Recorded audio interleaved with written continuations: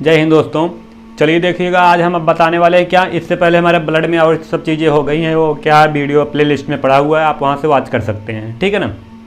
तो देखिएगा, आज हम आप लोगों को बताने वाले हैं कि ब्लड जो होता है जमता कैसे कैसे थक्का बना लेता है। कभी आपके हाथ में कट जाए, कटने के बाद क्या होता है, वहाँ क्या होता है, ब्लड कैसे जम जाता है। तो उनका प्रोसेस आज हम आप लोगों को बताने वाले हैं, तो ध्यान से समझिएगा, ध्यान दीजिएगा। हमने क्या लिखा है, क्लॉथिंग ऑफ ब्लड्स, ब्लड का थक्का जमना, थक्का बनना। थक्का मतलब होता है जमना, ठीक है ना। ब्लड कैसे जमता है उसी को बोलते हैं क्या, जमना, थक्का बनना, सब एक ही चीज़ है। तो आज सीखेंगे ब्लड क्या होता है, जमता कैसे है। ध्यान दीजिएगा, इस ब्लड को जब कभी आपके हाथ में अगर कट जाए, कटने के बाद क्या होता है, तो ध्यान से आप देखे होंगे, कुछ देर बाद अगर आप उसको दबाए रखिए तो आपके हाथ में क्या होता है, वो ब्लड वहीं सूख जाता है, जम जाता है, ठीक है ना। लेकिन अगर आप क्या करिए, हाथ ना लगाइए तब भी सूखता है, लेकिन ज़्यादा टाइम ऐसे आदमी हाथ लगा के रोक देगा तो कुछ देर तक दबाए रहेगा तो क्या होगा, हाथ वो ब्लड रुक जाएगा, ठीक है ना। तो ध्यान देना, हमारे पास क्या है, ये जो यह कटता है, कटने के बाद जब ब्लड जमता है तो उस जमने की क्रिया को क्या बोलते हैं, कैस्केडिंग प्रोसेस बोलते हैं। क्या बोलते हैं भैया, ये लिखा गया है, क्या बोलते हैं, कैस्केडिंग प्रोसेस बोलते हैं। यह ब्लड को कितने देर में जम जाता है, 4 मिनट में। आपके हाथ में कहीं भी बॉडी में अगर कट जाए तो ये नॉर्मली अगर ऐसे कट जाए, कटने के बाद हाथ में अगर कटे तो आप देखिएगा उसको दबा के रखिएगा, कितने देर तक, 4 मिनट के बाद वह ब्लड क्या होता है, जम जाता है, ठीक है ना। जमने के बाद देखेंगे 1-2 दिन बाद वह क्या बनता है, पपड़ी बनता है। पपड़ी बनने का तो क्या होगा, जब वो सूख जाएगा पपड़ी बनकर तो आप उसको हटा सकते हैं, ठीक है ना। ये प्रोसेस तो आप सीखे होंगे, बचपन में ही किए होंगे, कटा पिटा होगा। कोई क्या करता था, धूल लगा देता था इसे, ठीक है, तब भी होता था। लेकिन मेन जो होता है, अगर पूछा जाएगा ब्लड किसके कारण जमता है, तो जो जमता है उस प्रोसेस को क्या बोलते हैं, क्या उस प्रोसेस को बोलते हैं भैया, कैस्केडिंग प्रोसेस। और कितने देर में ब्लड जम जाता है, 4 मिनट में आपका ब्लड जम जाता है, ठीक है ना। लेकिन इसमें इनके बीच कुछ प्रोसेस होता है, कुछ कार्य होता है, उन कार्यों को आज हम समझेंगे कैसे ब्लड जमता है। तो ध्यान से देखिएगा, अगर हमारे पास क्या है, ये थ्रोम्बोसाइड, ये थ्रोम्बोसाइड जो होता है कहाँ पाया जाता है, प्लेटलेट्स में आप क्या पाया जाता है। आपको जब प्लेटलेट्स पढ़ाया जा रहा था वो आपको बताया गया होगा, प्लेटलेट्स कितने होते हैं, प्लेटलेट्स हमारे पास, थ्रोम्बोसाइड उसी में था ना, प्लेटलेट्स में था, उसको एक नाम से और जानते थे, तो वो 2 लाख था। और ये थ्रोम्बोसाइड देखना, ये मैं बता रहा हूं ब्लड कैसे जमता है, उसके बीच में प्रोसेस, जो प्रोसेस होता है उस प्रोसेस को तभी अभी बताया क्या बोलते हैं, कैस्केडिंग प्रोसेस, ठीक है ना। 4 मिनट में जमता है, लेकिन इस कैस्केडिंग जब प्रोसेस होता रहता है तो इनके बीच में कुछ कार्य होता है, उस कार्य में कैसे कार्य करते हैं तो उसी को आज हम समझेंगे। तो ध्यान समझिएगा, क्या होता है, थ्रोम्बोसाइड ये होता है जो प्लेटलेट्स में पाया जाता है। ये प्लेटलेट्स में क्या करता है, वायु के संपर्क में आता है, कौन, हवा के संपर्क में आता है, कौन, थ्रोम्बोसाइड। ये थ्रोम्बोसाइड अगर आपके हवा के संपर्क में आएगा तो ये थ्रोम्बोसाइड जब हवा के संपर्क में आएगा, जैसे ही हवा के संपर्क में आने के बाद हवा के साथ यह मिलता है, तो मिलने के बाद क्या बना लेता है, ये बनाता है थ्रोम्बोप्लास्टिन। क्या बना लेता है भैया, थ्रोम्बोप्लास्टिन बना लेता है, कौन, थ्रोम्बोसाइड हवा के संपर्क में आकर के क्या बना है, थ्रोम्बोप्लास्टिन। समझ में आया। अब देखना, अभी तो ब्लड जमा नहीं, ये थ्रोम्बोप्लास्टिन क्या करेगा, जाएगा, ये कहेगा भैया अभी तो हम ब्लड को जमा नहीं पाएंगे, ये ब्लड निकल रहा है तो ये निकलता ही रहेगा, अभी और प्रोसेस और लोगों को लेकर चलना पड़ेगा साथ। ये थ्रोम्बोप्लास्टिन क्या होगा, भागेगा। थ्रोम्बोप्लास्टिन क्या करेगा भैया, कैल्शियम को लेकर अपने साथ, कैल्शियम को अपने साथ मिलाएगा, दोस्ती करेगा उसके साथ, अपने साथ लेकर के जाएगा किसके पास, प्रोथ्रोम्बिन के पास। किसके पास, थ्रोम्बोप्लास्टिन कैल्शियम को लेकर के किसके पास गया, प्रोथ्रोम्बिन के पास गया, ठीक ना। जब प्रोथ्रोम्बिन के पास जाएगा, जाने के बाद क्या होता है, ये प्रोथ्रोम्बिन सोया रहता है, कैल्शियम और थ्रोम्बोप्लास्टिन इसको उठाते हैं, किसको, प्रोथ्रोम्बिन को उठाते हैं। भैया चलो ब्लड क्या हो गया, कहीं कट गया है, कटने के बाद हमको क्या करना है, उसको रोकना है उसके ब्लड को, नहीं तो आदमी मर जाएगा, ठीक है ना, आदमी मर जाएगा। प्रोथ्रोम्बिन से ये मिल करके, जैसे ही प्रोथ्रोम्बिन को उठाते हैं ये, तो ये क्या कहेगा, इसके साथ मिलता है, जैसे ही मिलेगा, मिलने के बाद क्या बन जाता है, थ्रोम्बोन, क्या बोलते हैं, थ्रोम्बिन बोलते हैं, ठीक है ना भैया। क्या बना लेगा, थ्रोम्बिन। देखना क्या प्रोसेस है, थ्रोम्बोप्लास्टिन मिले, कैल्शियम के साथ दोस्ती करके किसको जगाया, किसके पास आ रहा है, आपको आया प्रोथ्रोम्बिन के पास। जब प्रोथ्रोम्बिन के पास आया तो यह मिल करके क्या बना लिया, थ्रोम्बिन बना लिया, ठीक ना। देखा थ्रोम्बिन, अब थ्रोम्बिन का काम क्या होता है, थ्रोम्बिन को अपना एक काम दे दिया गया, भैया आपको अगर काम आ जाए, तो अगर आपको बताया जाए, आपको उठा दिया जाए, तो आपका सिर्फ एक काम है, समझ जाना क्या कहीं ना कहीं कट गया है, कहीं ना कहीं क्या हो गया है, आपको कट गया है, उसी को क्या करना है, जमाना है। तो ये कहेगा अभी भी हमारे बस में ना है। थ्रोम्बिन कहेगा हम अकेले नहीं जमा सकते हैं, हमारे साथ और लोगों को चाहिए, क्या होगा, ब्लड को जमाने के लिए। तो ये थ्रोम्बिन क्या करेगा, जाएगा। ध्यान देना, थ्रोम्बिन जाएगा किसके पास, फाइब्रोनोजेन के पास। ये फाइब्रोनोजेन आपके किस में था, प्लाज्मा में था, ठीक है, जो पीले रंग का था।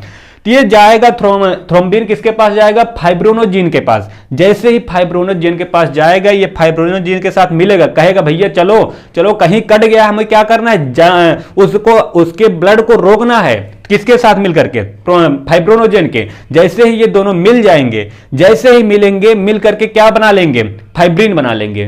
क्या बनाए भैया, यह फाइब्रिन बनाए। ये कौन कौन, थ्रोम्बिन और फाइब्रोनोजेन मिले तो क्या बनाए, थ्रोम्बिन बना, सॉरी बनाए, फाइब्रिन बना लिए। क्या बना लिए, फाइब्रिन बना लिए। अब फाइब्रिन कहेगा अकेले तो अभी भी हम कुछ कार्य नहीं कर सकते हैं, ठीक है ना। यह फाइब्रिन जो होता है आपके ब्लड में, यह जाली नुमा का कार्य करता है। क्या करता है, जाली बनाता है। कहीं कट जाता है तो यह फाइब्रिन का काम होता है, जा करके जहां आगे कटा रहेगा वहीं जाली बना लेगा। जब आप हाथ को दबाते हैं, कहीं कट जाता है, दबाते हैं तो ये फाइब्रिन वहां तुरंत आता है। इन सब प्रोसेस होने के बाद कौन बन लेता है तुरंत, फाइब्रिन। फाइब्रिन जा करके ही रास्ते में खड़ा हो जाएगा। जब रास्ते में खड़ा हो जाएगा, ये कैसा होता है, जाली नुमा होता है। ये लिख दिया गया है मैंने। फाइब्रिन क्या करेगा, जब जाली बना लेगा, जाली बनाने के बाद क्या करेगा, जब कोई चीज, आप हमें ये बताइए, कभी कोई पानी नाली वाली बहती है तो कहीं जाली लगी हो तो जाली में क्या निकल जाता है, उसमें से ब्लड तो निकल जाता है, सॉरी पानी निकल जाता है, लेकिन उसके साथ जो कठोर पदार्थ होते हैं, ठोस होते हैं, वो क्या होते हैं, जाली में फंस जाते हैं। देखते हैं कचरा वचड़ा सब क्या होते हैं, जाली में फंसे रहते हैं। और हमारा ये क्या है, ये देखना, रुधिराणु, ये WBC, RBC, प्लेटलेट्स, ये सब क्या होते हैं, ठोस पदार्थ होते हैं ना। मैंने आपको पीछे बताया है, ठीक है ना। क्या हमारे पास जो लिक्विड टाइप का होता है वो केवल हमारा क्या होता है, प्लाज्मा होता है, ठीक ना। प्लाज्मा क्या होता है भैया, वो लिक्विड टाइप का होता है। और हमारा क्या, रुधिराणु जो होते हैं, कॉर्पस जो होते हैं, वो क्या होते हैं, ठोस आकार के होते हैं। जब ठोस आकार के रहेंगे तो ये क्या होगा, जाली में जाकर के फंस जाएंगे। अब देखना, ये तो जाली बनाया, जाली जैसे ही बना लेगा, ऐसे जाली अगर ये बना लेगा, देखना ये क्या किया, जाली बना ली। इसी जाली में कौन कौन आके फंस जाते हैं, आपके WBC, RBC, प्लेटलेट्स, ये सब क्या होंगे, इसी जाली में फंस जाएंगे। जब जाली में फंस गए, रास्ता जाम कर लिए, तो क्या आगे कार्य कर पाएगा, जाहिर सी बात है आगे कार्य नहीं हो पाएगा। जब आगे कार्य नहीं होगा, ब्लड आगे जाएगा नहीं, क्योंकि लिक्विड को निकलने के लिए जगह चाहिए। हमारा प्लाज्मा जो होता है, प्लाज्मा 60% होता है ना, वो लिक्विड टाइप, वही बहता है। बाकी ये सब क्या होते हैं, RBC, WBC, तो इनका कार्य आपको बताया गया है क्या कार्य करते हैं, ठीक है ना। तो ये जाकर के जाके जम गए, जब जम गए तो वो क्या हो गया, आप उसको देखिएगा, तब हाथ हटा लेंगे तो क्या होगा, आपका ब्लड निकलना बंद हो जाएगा। और क्या गए, 2 दिन बाद पपड़ी बना लेगा। अब ऐसा नहीं है, पपड़ी अगर पूरी तरह से पकी नहीं है तो आप उसको पपड़ी को नोच देंगे ना, तो क्या होगा, फिर से ब्लड निकलना स्टार्ट हो जाएगा। क्यों, क्योंकि वहां जो WBC, RBC, ये सब प्लेटलेट्स सब फंसे हुए थे, तो ये क्या हुए थे, जम नहीं पाए थे, सूख नहीं पाए थे। जब सूख नहीं पाए थे तो क्या हो गया, फिर निकलने लगा। इन सब कार्य ये दोनों मिल जाते हैं। जब ये दोनों मिल करके क्या करते हैं, रुधिराणु और क्या, फाइब्रोनोजेन बोल रहे हैं, फाइब्रिन और क्या, रुधिराणु दोनों मिलते हैं, क्या बना लेते हैं, ब्लड को थक्का बना देते हैं, मतलब ब्लड को जमा देते हैं। तुरंत जमता नहीं है, कहीं कट जाए तो आपको देखते हैं ना 2-3 दिन बाद सूखता है, लेकिन ये क्या करते हैं, ब्लड को उस टाइम रोक देते हैं। समझ में आया। लोग कहते हैं कि ब्लड, जो हमारे ब्लड का थक्का जमता है वो किसके कारण, कैल्शियम के कारण होता है। बात सही, कैल्शियम के कारण, लेकिन इन सब प्रोसेस के बाद कैल्शियम के कारण जमता है। कैल्शियम का उसमें रोल भी नहीं होता है। होता है कहाँ, उसको अभी आपको आगे बताया जाएगा, ठीक है ना। तब तक इसको नोट कर लीजिएगा, आप नोट कर लीजिएगा। क्या है, वायु के संपर्क में आने, कोई चीज वायु के संपर्क में आती है तो क्या होती है चीजें, ध्यान देना, वायु के संपर्क में आने के बाद वह चीजें सूखने लगती हैं। ब्लड को कभी आपके हवा के संपर्क में लाइए, देखिएगा सूखेगा बहुत तेज। इसीलिए क्या होता है, एक जब ब्लड की जांच किया जाता है, एक ऐसा होता है, आपका इसे देखे होंगे, जिसमें ब्लड रखा जाता है, नहीं तो हवा के संपर्क में आकर ब्लड सूख जाएगा। नोट कर लीजिए, आगे चलते हैं, ठीक है। चलिए देखिएगा भैया, उसके बाद हम बताते हैं, हमने आपको कितने स्टेप में बताया ब्लड का जमना, 4 स्टेप में बनाया। उसी का एक क्या करते हैं, छोटा पार्ट में छोटे से तरीके से हम क्या करेंगे, उसको शॉर्टकट सीखेंगे। शॉर्टकट कैसे याद करेंगे, कैसे पहचानेंगे, ठीक है ना। उसी को मैं क्या कर रहा हूँ, जो मैंने पीछे पढ़ाया अभी, उसी को क्या कर रहा हूँ, शॉर्टकट बताने के लिए मैंने इसको लिखा है। ध्यान देना, हमारे पास क्या होते हैं, जो रुधिराणु होते हैं, रुधिराणु जो होंगे वो क्या होते हैं भैया, कौन कौन, थ्रोम्बोसाइट मतलब प्लेटलेट्स। ये जो होते हैं, रुधिराणु किसको बनाता है, थ्रोम्बोसाइट को बना लेता है, थ्रोम्बोसाइट को बनाएगा। और आपका ये प्रोटीन क्या था, कितने प्रोटीन थे? 2 प्रोटीन थे। कौन कौन? फाइब्रोनोजिन और कौन? प्रोथ्रोम्बिन। ये प्रोथ्रोम्बिन क्या कर रहे थे? ब्लड को जमाने में भी ये भी मदद कर रहे थे ना। ये क्या होते हैं? पूछा जाएगा ब्लड के जमाने में कौन सी प्रोटीन काम में आती है? कौन कौन? फाइब्रोनोजिन और कौन? प्रोथ्रोम्बिन। और कौन रुधिराणु काम आता है? कौन काम आता है आपका? थ्रोम्बोसाइट, जिसे बोलते हैं क्या? प्लेटलेट्स। समझ में आया? और देखिएगा जो तत्व होते हैं, जो एलिमेंट्स होते हैं, वो हमारे पास कौन कौन तत्व होते हैं? कैल्शियम होता है। कौन तत्व होता है भैया? ब्लड को जमाने में कौन सा तत्व काम आता है? कौन सा तत्व आता है काम? कैल्शियम आता है। इतना याद रखिएगा। और एक चीज ध्यान देना, जो ब्लड को जमाने में सबसे बड़ी भूमिका किसकी होती है? कौन सी विटामिन क्या करते हैं? ब्लड को जमाते हैं। कौन सी विटामिन होती है भैया? कैल्शियम। ये कैल्शियम क्या होता है?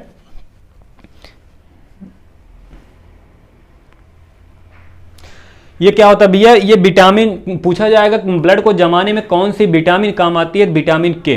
ठीक ना। ये विटामिन के क्या करती है? ब्लड को जमाने में काम आता है। अब देखना, अगर ब्लड तो जमना चाहिए, ब्लड जमना चाहिए, लेकिन ब्लड कब जमे? जब कहीं कट जाए। जब कहीं कट जाए तब ब्लड जमना चाहिए। अगर उससे पहले ही ब्लड जम जाए तो क्या होगा? देखना, हमारा क्या होता है बॉडी में, तो ब्लड अंदर नहीं जमना चाहिए ना। अगर ब्लड अंदर ही जम जाएगा तो क्या होगा? ब्लड का प्रेशर आप जानते हैं क्या होता है? 120 से जाता है, 80 की स्पीड से आता है 120। इतना ज्यादा प्रेशर होता है ब्लड का।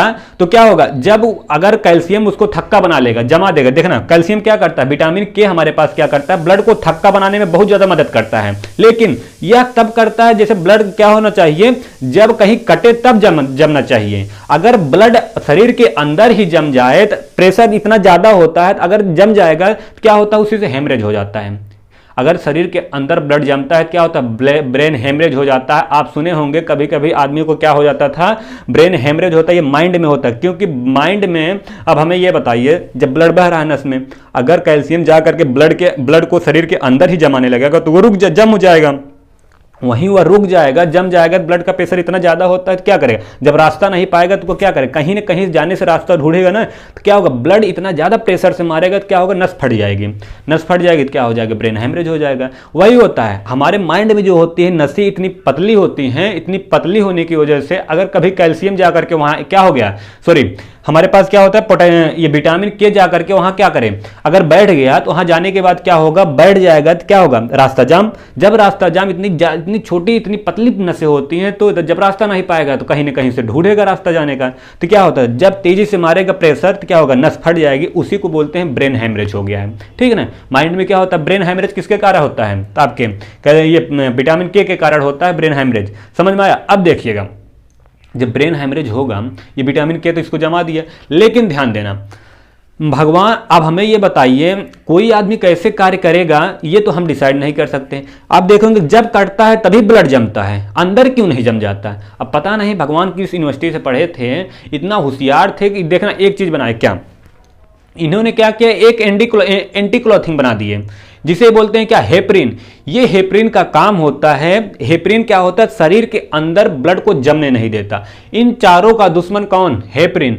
हेपरिन इन चारों को क्या कहता है? भैया अगर शरीर के अंदर आप लोग ब्लड को जमाने की कोशिश किए तो हम आपको मार देंगे। कौन? ये हेपरिन। हेपरिन जो होता है इन सबको शरीर के अंदर कार्य करने नहीं देता है। शरीर के अंदर कार्य कर रहे, अगर ये करना स्टार्ट कर देंगे क्या होगा? ब्लड जम जाएगा शरीर के अंदर ही। इसीलिए पूछा जाएगा ब्लड जो होती है शरीर के अंदर कौन नहीं जमने देता? तो कौन नहीं जमने देता भैया? हेपरिन। हेपरिन जो होता है शरीर के अंदर ब्लड को नहीं जमने देगा। लेकिन ध्यान देना, अब हमारे पास क्या होगा? ये तो बाहर जमेंगे, और बाहर जमने की क्रिया तो आप जान गए कैसे कैसे जमते हैं। तो वही, और एक चीज देखना, ये हमारे पास जो लीवर, हमारे पास देखना फाइब्रोनोजिन और प्रोथ्रोम्बिन, ये फाइब्रोनोजिन और प्रोथ्रोम्बिन क्या होते हैं? ब्लड को जमाते हैं। ये दोनों क्या करेंगे? ब्लड को जमाएंगे, और यह क्या करता है? ब्लड को जमने से रोकता है। ये दोनों तो क्या करेंगे? ब्लड को जमाते हैं, और ये दोनों क्या करते हैं? हेपरिन क्या करता है? ब्लड को जमने नहीं देता। और ये तीनों एक ही जगह रहते हैं, एक ही घर में रहते हैं। अब सोचिएगा कैसे ये रहते हैं। ये कहां रहते हैं? लीवर में, यकृत में। ये तीनों कहां बनते हैं? यकृत में ही बनते हैं। इनका निर्माण कहां होता है? पूछा जाएगा फाइब्रोनोजेन का निर्माण कहां होता है? तो कहां होता है? लीवर में होता है, यकृत में होता है। और यह पूछा जाएगा प्रोथ्रोम्बिन का निर्माण कहां होता है? तो वहीं इसका भी निर्माण होता है। कहां? लीवर में ही। और इसका देखना, इसके जो विरोधी है हेपरिन, यह तो विरोधी है ना, यह ब्लड को जमने नहीं देता है। तो ये क्या होगा, ये भी तो क्या कहाँ बनता है, लीवर में ही बनता है। तीनों चीज लीवर में बनते हैं, ये दोनों ब्लड को जमाते हैं और ये ब्लड को जमने नहीं देता। तब भी सोचिए कहाँ बनते हैं, लीवर में ही बनते हैं। अब कितना मतलब कितने दिमाग से भगवान ने हमारे बॉडी को बनाया है कि अब सोचिए कभी किसको कब कार्य करना है कोई समझ नहीं पाता। और हमारे बॉडी में भी ऐसी चीज है कि साइंटिस्ट भी नहीं पता पा पाए हैं। तो क्या होगा देखिएगा, हम यही जानना, इसको इसलिए लिख दिए कि कभी पूछा जाएगा तो ब्लड, ये लीवर में कौन कौन से प्रोटीन पाए, ये देखना दोनों प्रोटीन है ना, ये मैंने प्रोटीन लिखा फाइब्रोनोजिन और कौन प्रोथ्रोम्बिन, ये ब्लड को जमने में कार्य करते हैं। और ये दोनों कहाँ पाए जाते हैं, लीवर में। लीवर में ये इसका विरोधी भी पाया जाता है, हेपरिन। हेपरिन यह क्या करता है, ब्लड को नहीं जमने देता। अब वही जान जाइए, लीवर यह तब एक्टिवेट होता है। लेकिन कभी कभी आप देखिएगा, जब आपको कभी कोई डॉक्टर इंजेक्शन लगाता है, सुई लगाता है, इंजेक्शन लगाने के बाद देखना उसको ऐसे खूब रगड़े उड़ेगा, इसे क्या करेगा, उसमें से क्या करे, हवा को निकालता है। अगर हवा आपके अंदर चली जाएगी, शरीर के अंदर अगर ब्लड में चली जाएगी, नस में हवा चली जाएगी तो क्या होगा, अब इतना जान जाए, अब ब्लड क्या हो जाएगा, जम जाएगा। क्योंकि एयर के ही संपर्क में आकर के ब्लड जमती थी ना, आप वहां देखें इससे पहले वाले में हवा के संपर्क में आया तो ब्लड जम जाता था। अब हमें यह बताइए, हेपरिन किससे डरता है, हवा से। ये कहता है कि अगर हमको हवा लगेगा तो हम क्या हो जाएंगे, मर जाएंगे। हेपरिन हवा लगा तो ये मरना स्टार्ट हो जाएगा, कौन, हेपरिन। जब यह मर जाएगा तो क्या होगा, ब्लड सूख जाएगा और शरीर के अंदर ब्लड सूख जाएगा तो आदमी क्या हो जाएगा, आदमी की डेथ हो जाएगी, मृत्यु हो जाएगी। समझ में आया। इसीलिए क्या होता है, जब डॉक्टर इंजेक्शन लगाता है, इंजेक्शन लगाने के दौरान उसमें से ये दबा करके ऐसे क्या करता है, हवा को निकालता है, हवा को निकालता है उसमें से। कभी कभी देखते हैं दबा करके थोड़ा दवा भी निकाल देता है। क्यों निकालता है, क्योंकि ताकि हवा उसमें इंजेक्शन में ना रहे ना। तो आपको जब इंजेक्शन ऐसे लगाएगा ना, इंजेक्शन लगाने के बाद क्या होगा, जब लगाएगा अगर हवा उसमें रहेगी तो आपके शरीर में भी चली जाएगी हवा। अगर शरीर में हवा जाएगी वह तुरंत जाकर के किसको मार देगा, हेपरिन को। हेपरिन का काम होता है ब्लड को क्या करना, लिक्विड बना के रखना ना, यह जमने नहीं देता है। जब यह जमने नहीं देगा, अगर इसको ही मार देगा तो क्या होगा, ये सब वहां तुरंत तैनात हो जाएंगे। कौन, ये सब तो माहिर है ना जमाने में। जब ये मर जाएगा तो ये इनको रोकता है, ये मर जाएगा तो ये सब वहां कूद जाएंगे और तुरंत ब्लड को जमा देंगे। इसीलिए क्या होता है, जब कभी कोई डॉक्टर आपको इंजेक्शन लगाता है तो यहां लगाता है तो आपको देखिए कभी हवा लग जाती है ना, हवा लगने के बाद क्या होता है, हवा कह रहा हूं, हवा चली जाएगी यहाँ नस में तो यहाँ क्या होता है, जाम एकदम कड़ा हो जाता है। देखते होंगे एकदम कभी कभी इंजेक्शन लगवाएंगे टाइट, तब डॉक्टर आपको कहेगा आप जाएंगे, डॉक्टर साहब बहुत दर्द हो रहा है। तो आप डॉक्टर क्या करेगा, वो तो जान रहा है मेरी गलती है, मैंने क्या किया, ठीक से नहीं लगाया। तो वो आपको ये थोड़ी बताएगा मेरी गलती है। तो क्या कहेगा, भैया पानी लो, गर्म पानी ले करके क्या करिए, आप उसको सेकइए करिए। गर्म पानी से क्या होगा, वहाँ वो चीज़ें समाप्त हो जाएंगे। जब इंजेक्शन लगेगा, इंजेक्शन लगने के बाद क्या होगा, डॉक्टर उसको वो ऐसे ठीक करता है। अब आप सोचेंगे तो यहाँ जा करके अगर ब्लड हवा चला गया तो हेपरिन यहाँ मर गया। लेकिन ये देखना, यहाँ की नसें क्या होती हैं, थोड़ी मोटी होती हैं। मोटी होने के बाद थोड़ा सा अगर हवा गया तो उतना वो क्या केवल इतनी ही दूर में मर पाती हैं। अगर ज़्यादा हवा चला जाएगा तो क्या होगा, आदमी मर जाएगा। समझ में आया। तो इसीलिए डॉक्टर क्या करता है, इंजेक्शन जब लगाता है तो उसमें से हवा को निकाल देता है। हवा को इसलिए निकाल देता है ताकि क्या हो, आदमी के अंदर हेपरिन न मर पाए। इतना आपको समझ में आया। ये हमारा था ब्लड की क्लॉथिंग, ठीक है ना, क्लॉथिंग ऑफ ब्लड। ब्लड कैसे थक्का बनता है, कैसे जमता है, आपको समझ में आया। देखिएगा एक बार फिर से, अगर ये सबसे महत्वपूर्ण कार्य किसका होता है, ये हमारा विटामिन के, यह ब्लड को थक्का बनाने में कार्य करता है। लेकिन इसके अंदर सब कार्य होते हैं जो हमने पहले बताया, उन चारों को देखिएगा। मैंने क्या किया, शॉर्टकट, ये शॉर्टकट हो गया। अगर पूछा जाएगा रुधिराण क्या होते हैं ब्लड को जमाने में, कौन सा रुधिराण काम आता है, कौन सा, ये देखिएगा थ्रोम्बोसाइड। ये थ्रोम्बोसाइड क्या होता है, प्लेटलेट्स होता है। और देखिएगा कौन प्रोटीन होते हैं काम में, फाइब्रोनोजेन और प्रोथ्रोम्बिन। इनका निर्माण कहाँ होता है, लीवर में। अभी नीचे बताया था, लीवर में इनका निर्माण होता है। और लीवर में किसका निर्माण होता है, आपके हेपरिन का भी निर्माण होता है, क्योंकि दोनों विरोधी होते हैं। जब दोनों विरोधी होते हैं तब भी निर्माण वही होता है। अब सोचिए कैसे मैनेज करते हैं। और पूछा जाएगा कौन सा एलिमेंट्स, कौन सी धातु तत्व पाई जाती है, कौन सी, कैल्शियम पाई जाती है हेपरिन को, ब्लड को जमाने में। और विटामिन कौन सा होता है, विटामिन के। अगर विटामिन के क्या होता है, जब माइंड में कभी जाकर के इकट्ठा हो जाता है, फंस जाता है, तो क्या हो जाता है, हेमरेज होता है, ब्रेन हेमरेज। इसीलिए मैंने लिख दिया ब्रेन हेमरेज किसके कारण होता है, विटामिन के कारण। या ब्लड को थक्का बना देता है, माइंड में जाता है, प्रेशर की वजह से फट जाती है नस, तो क्या हो जाता है, आदमी मर जाता है। उसीलिए ब्लड हेमरेज। और ये क्या करता है, ये ब्लड को जमने नहीं देता है। स्क्रीनशॉट ले लीजिएगा। समझ में आया भैया, ब्लड का थक्का जमना। आई होप कि, हमें उम्मीद है कि आप लोगों को समझ में आया होगा। जब समझ में आया है तो हमें ये बताइए, अच्छा लग रहा है तो भैया वीडियो को लाइक कर दीजिएगा, शेयर कर दीजिएगा। हम तो आपसे कुछ नहीं मांग रहे हैं, केवल इतना ही मांग रहे हैं ना, लाइक शेयर। अगर अच्छा लग रहा है तो करिएगा, नहीं मत करिए जाओ, ठीक है ना, आपके ऊपर है। तो चलिए आगे आपको फिर बताया जाएगा ब्लड के बारे में, अभी 2-3 पार्ट में और बनेगा वीडियो, ठीक है ना। तब तक हमारे साथ बने रहिए और देखते रहिएगा हमारे यूट्यूब चैनल को, ठीक है ना। हमारे यूट्यूब चैनल को आप सब्सक्राइब कर दीजिएगा, अगर वीडियो अच्छा लगे लाइक शेयर कर दीजिएगा। सो थैंक यू, जय हिंद, जय भारत।